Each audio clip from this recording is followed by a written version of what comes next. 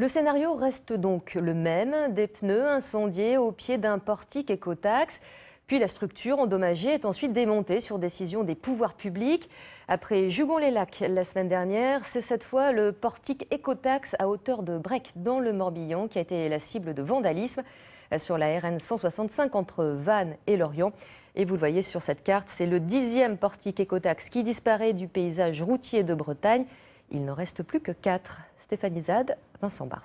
Il aura donc suffi de 2 pneus pour venir à bout de l'avant-dernier portique écotaxe du Morbihan. L'attaque de la structure a eu lieu vers minuit, heure à laquelle l'alerte a été donnée et la nationale 165 déviée. Le portique de Brec avait déjà été le 15 février dernier le point de ralliement d'un pique-nique citoyen qui avait rassemblé plus de 400 bonnets rouges.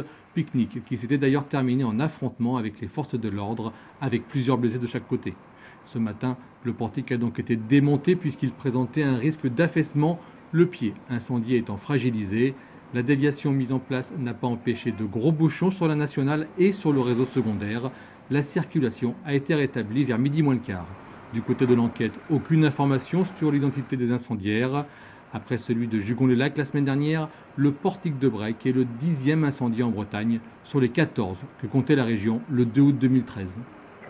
Alors, quelle est la réaction des leaders des bonnets rouges à cette nouvelle destruction d'un portique écotaxe? Les bonnets rouges qui prévoient des rassemblements samedi à midi devant 18 préfectures et sous-préfectures de la région. On écoute la réaction de Thierry Mérette. Je ne suis pas surpris, ça témoigne d'un ras-le-bol de certains. Rappelez quand même que le 15 février dernier, j'étais présent à Brec, que ça s'était très mal passé, avec une violence rare de la part des forces de l'ordre. Donc j'ai envie de dire bravo d'avoir fait tomber ce portique.